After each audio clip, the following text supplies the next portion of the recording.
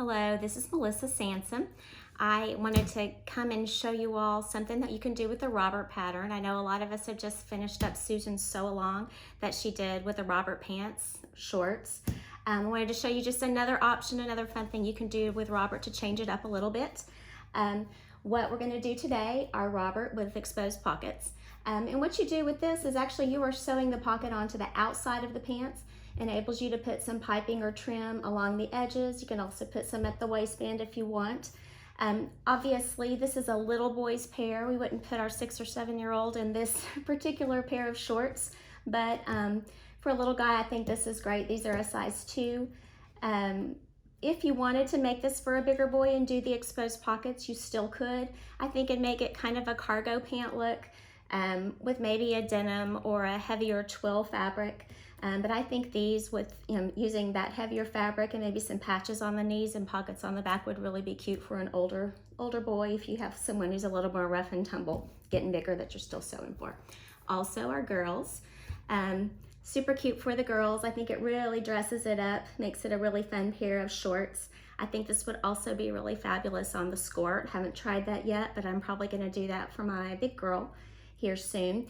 Anyway, this just has pom-pom trim around the edge. This is some stuff I got up at Children's Corner, and then it's pink seersucker. Both of these pairs of shorts neither of them are lined, but you can do the same thing with the lined version or the unlined version. So I am not gonna sew everything right in front of you. What I'm gonna do is explain what I'm gonna do and then pause it and go sew, and then I'll come back, and you can be pausing and back and forth if you want to follow along, or you really probably could just watch what I do and then just go with it from there. There will be a PDF on the blog with all these instructions available for you after this. Anyway, we will get started. Okay, let's get started. First thing we want to talk about are the pattern fabric requirements. They're going to be exactly like the regular Robert pattern would be. Also, the elastic will be the same. As far as what you're going to cut out, you are going to need to do 2 fronts and 2 backs. You are going to need your waistband, and then you are going to cut 4 pieces of the pants pocket lining. This is all you're going to need for the pockets on this pair. You do not need any of these, so put these away. We're not going to use this for this adaptation, and we're also not going to use the template that you might use on other Roberts to cut out your pocket. So once you have everything cut out, all of your pieces, like I said, you can line these if you want to, but you don't have to. I am not going to line these that we're showing. First thing you're going to do is get out your pocket pieces, and you should have a front and a back for each side. Get your trim out. I am using piping for this set here, but whatever you like you can do. You can also make these without any trim. I made a pair, a little boy's pair back in the fall that were real cute that had exposed pockets but no trim. It's also an option.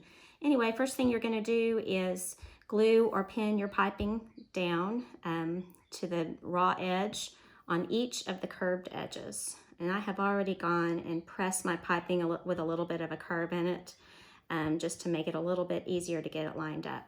So that's the first thing you do. You need to do it on both pockets. I'm going to put that away and show you that I have already done one pocket. So with this one, I have got both of the curves have trim on them now. Now the next thing you're going to do is take another of your pocket pieces, put it right sides together. We are going to pin these together, matching everything up. Probably should trim some threads, but I haven't done that. We are going to pin this all the way around and then stitch right along the line for your piping all the way around, stitching these 2 pieces of fabric together. We're going to do both pockets, so when I come back, I'm going to have both pockets ready to flip. Okay, so now let me show you what I have here. What we have just done is we have put our pocket front and our pocket back together, and we have stitched both of the curved edges along the line where we had previously sewn the piping. What you do next is go ahead and trim your seam allowances here on both of the curves. I usually trim about half of it away, and then I also will go ahead and do a few clips right at the areas that are the most curved, not going all the way to the stitching, but getting pretty close to this curve and to this space down here where it's curved. That'll just help it lay a little bit flatter later. I really like these serrated scissors, which enable me to get it really accurately clipped. If you don't have any, consider maybe a gift for yourself, some of these serrated scissors. Anyway, the next thing that we'll do after you've got it clipped is go ahead and flip it to the outside.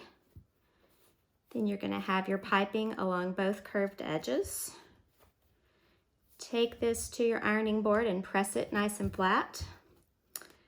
And then your next step after you get it pressed, I'm not going to do that right this second, is to go ahead and top stitch along this edge. The reason you do that is just kind of a finishing touch for this edge, because we are going to, in just a minute, the next step is we're going to top stitch along here, but we're going to actually be stitching it to the pants at that point.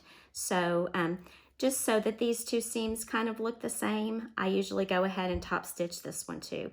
Now it is only going to be top stitched, just the pocket piece, not to the pants. So flip it, iron it, do your top stitching along here. And then, actually I was showing you all that on the wrong side. Then you get your front pants piece out after you've done that stitching, and you can lay it in place, lining up the top with the top of your pants and the side with your side seams. And then pin this in place. After you've pinned that in place, then you're going to stitch all the way around this seam. I like to use an edge stitch foot, which is the number 10 on my Bernina. I'm not sure what it is on other brands of machines. If you don't have an edge stitch foot, you certainly can use just your regular standard machine foot. But anyway, about 1/16 of an inch from the edge all the way around. Since I'm using piping on this one, I could stitch in the ditch if I want, but I'm going to go just a little bit inside of that and stitch all the way around to stitch the pocket to the pants. I'm going to pause it now and let everyone get caught up with that. Okay, let me show you what we have here. We have sewn the pockets to the front of each sides of our pants. The next step is to go ahead and do some basting stitches on the side of the pocket on each side, and then at the top just to hold these edges down while we do our next steps. So go ahead and do that, those stitches. Then the next step after that will be to go ahead and sew your fronts together along this front curved edge. I'm going to go ahead and finish this since these are unlined pants, meaning I'm going to go ahead and serge it after I stitch it just to get ahead on that step. So I'm going to pause it now, and that'll be what we'll come back with after this. Okay, so here is what we have. We have the pocket sewn to the front of the pants, and we have the center seam of the pants sewn together. Next thing you're going to do, and I've kind of gotten a step ahead of you here, but go ahead and stitch piping to the lower edge of your waistband. Did this at the 1/4 inch seam allowance, just stitch piping all along here. Once you've done that, you can take it over to the front of your pants, pin it in place, matching up your raw edges all the way along here. After you have that pinned, then you're going to come back and you're going to stitch right along the previous stitching line for your piping that you have already done. And then you will have your waistband to the front of the pants. I am going to pause it and come back here in just a minute. Okay, I have the waistband stitched to the front of the pants, and I went ahead and I pressed the seam up so that everything lays nice and flat. I'm going to fold this down just so you can see what it's going to look like when it's finished. One thing I also will mention, I did go ahead and put interfacing on this waistband just to give it a little bit more body. This is a Liberty, so it's pretty lightweight and soft, so I thought it would be a little bit better if we went ahead and did a little bit of interfacing on that, just to give it a little bit more stability. So what you can do, the last thing, it's optional. You can do if you want, kind of like the top stitching along here was optional. If you want to do a little top stitching along this edge, you can, but you don't have to. I am not going to instruct any more on these pants. I am going to go ahead and complete them. I'm not going to finish them with you because really everything else we have to do is just exactly like the pattern and like Susan went over. You know, your next steps are going to be to sew your back pants together at the center back. Then you're going to end up sewing your side seams, doing your casing, that kind of thing. So I am going to finish these and come back and show you the finished product here in just a few minutes. Well, it'll be a few minutes to you. It'll maybe be a little bit longer than that to me. Anyway, but I hope that y'all have enjoyed these. I think they're really cute and really fun. Just a fun, different way to make these pants in this pattern. I want to show you one other little thing that I thought was cute. When I was doing my piping, I used this, it's actually a tiny little stripe fabric from Children's Corner, and I had some little pieces of my Liberty left, and I thought, oh, well, I think I might have even liked that better just with the solid pants with a little bit of Liberty piping. So that would have been cute too, but just another idea for y'all to make something different. Anyway, I will see you back here in just a little bit. So I'm back. I have the finished shorts here to show. This is what we just did, or what I just did this afternoon, going through this tutorial. These are a size 2. Cute little pants.